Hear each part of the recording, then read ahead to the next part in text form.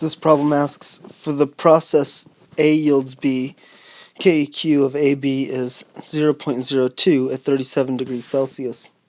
For the process B yields C, KEQ of BC is 1000 at 37 degrees Celsius.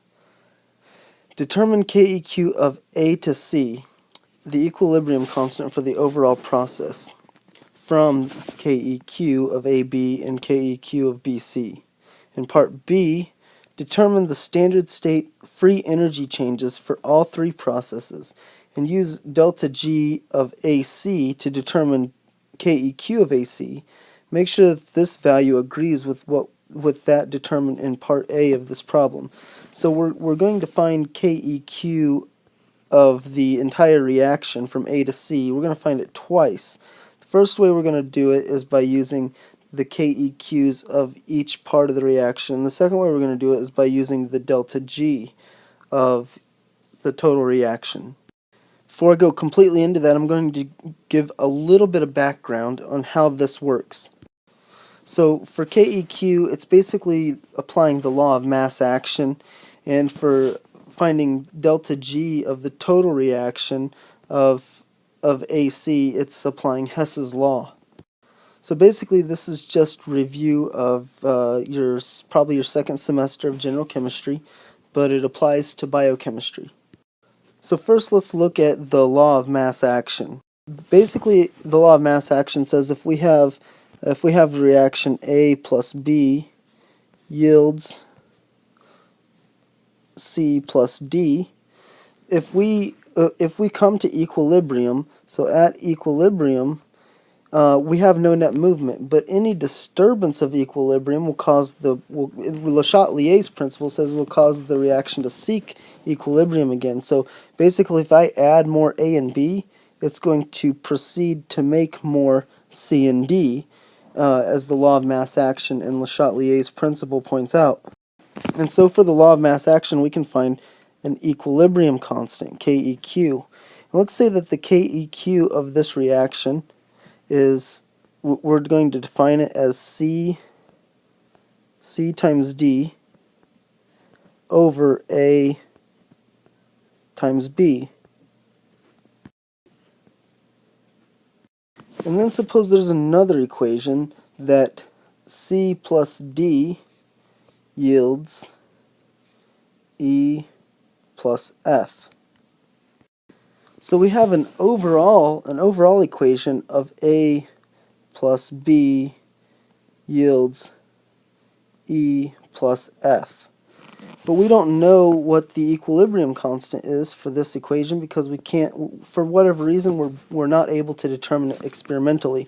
But we know that the KEQ of the second equation, so this is KEQ1, this is KEQ2, is equal to E times F over C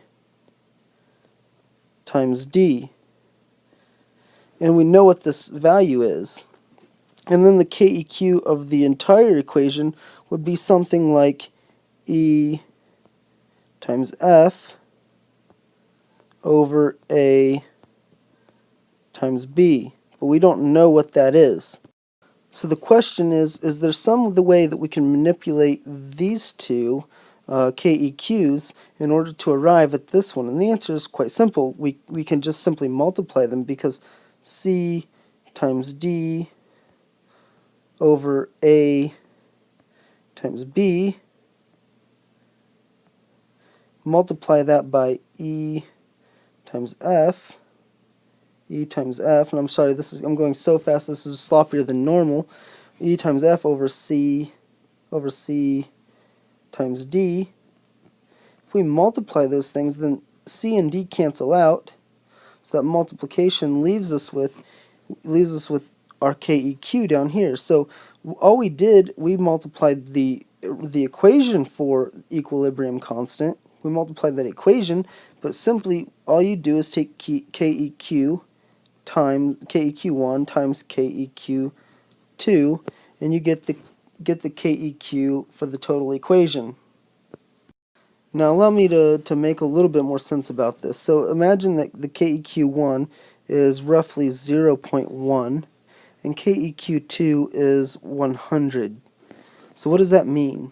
That means that this reaction, anytime a little bit of C and D become available, they rapidly, or not rapidly necessarily, but they find equilibrium with much higher concentrations of E plus F. So this reaction is taking away a lot of the reactants which are being formed in this part. Well, Le Chatelier says if you take away some of the reactants, it drives this process forward. So if this is 0.1, if I take 0.1 times 100, it equals 10. So the KEQ of the total reaction is equal to 10. Well, that means that A plus B to E plus F is 10 is because these are being pulled out not necessarily fast because we can't determine rate, but they're being pulled out almost completely to products. And so when you take away products here, it drives this reaction, causes it to keep moving forward until all of this comes to equilibrium. Now for Hess's law, initially Hess only talked about enthalpy, but what he discovered about enthalpy applies to both entropy and to free energy because they're all state functions. And so what he initially said is well, he didn't actually come up with the formula, but what he said was put into a formula that the delta H of a reaction is equal to delta H of the product, delta H of formation of products minus delta H of formation of reactants. And so what we have to do is figure out so we can, first of all, we can apply this, we can change all of these delta H's to delta G's. Delta G of reaction is equal to delta G of formation of product minus delta G of formation of reactants. And so there's actually two kind of ways you can think about this. First of all, in our problem here, delta G of AC, this is you could think of this as the product, and then to find the product you have to add over the delta H formation of reactants to this side, and you would get delta H of the reaction plus delta H formation of reactants, and our reactants would be B and C, because these are the reactants that form the actual final product. The other way you can think of it is simply that our delta H of reactants, we're not actually forming reactants, we're unforming reactants in the process of A and B yields B plus C, or yields C plus D. And so you would take the negative of a negative, which would make a positive. And so you could think of it either way, but the final outcome is that you're adding up your delta G's from each individual reaction to get your delta G of the total process. And I'll just be quite honest with you, I haven't put enough time and energy into this to figure out which one of the two descriptions I gave to you is the more accurate one. I just looked at what I knew was Hess's law, and I looked at what the chemistry textbooks say about summing reactions, and I just had to make two probable guesses of how the addition sign changes from a subtraction sign, because this is Hess's law. Now, if someone watching this video would be so kind as to figure out the paradox here, then post a comment below, let me know, and I'll actually update the video. Be sure to post a source or cite a source. Now on to the actual problem at hand. We have two KEQs given to us, so from A to B, we had KEQ was 0.02, and from B to C, we had that KEQ was 1,000, and so of course we multiply those together, and we get that the KEQ of A to C is equal to 20. So that's the answer to part A. Then for part B, we use our thermodynamics equation, delta G standard state for AB is equal to negative RT times the natural log of KEQ for AB. And so, of course, that's negative 0.008314 for R.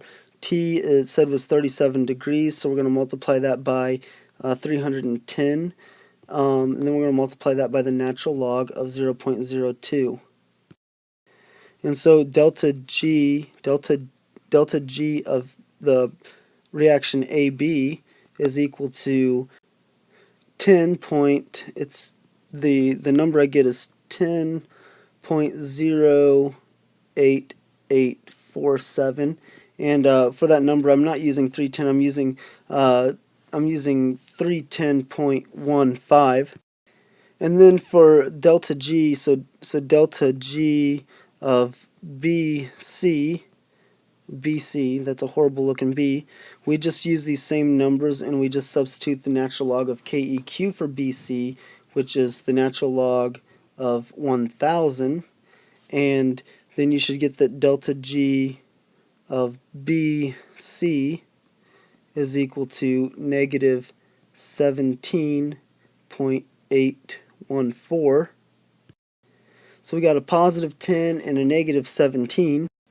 So by Hess's law, if we add these two together, we can get that delta G of AC is equal to negative 7.72553. So we'll just say 725. And then we can rederive KEQ of AC from this number. So delta G of AC is equal to negative RT times the natural log of KEQ of AC. And so we're going to divide by negative RT. So delta G divided by negative RT equals the natural log of KEQ. And then to get rid of the natural log, the antilog is E. So E to the negative delta G over RT equals KEQ. Now, if you don't have a calculator that can determine what E is for you, it's kind of like pi. The number goes on and on forever, but the approximation is 2.7. And so whenever you do that, whenever you plug in all your numbers, you get a KEQ is 20.006. And remember, we figured out that in the first part that KEQ was 0.02 times 1,000. And so KEQ was 20, and then in the second part we got very close in approximation, and the only difference is going to be in rounding errors. Now, if you have any problems getting to where I got, remember that we had a delta G was negative 7, and so since this is preceded by a negative, we can end up just putting in positive 7.725 and dividing that by 0.008314 times 310, and that's a close approximation. You'll get close to 20.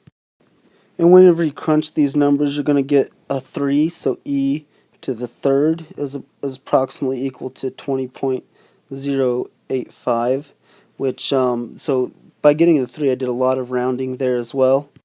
Or if you just did 2.7 to the third, you would get like 19.683.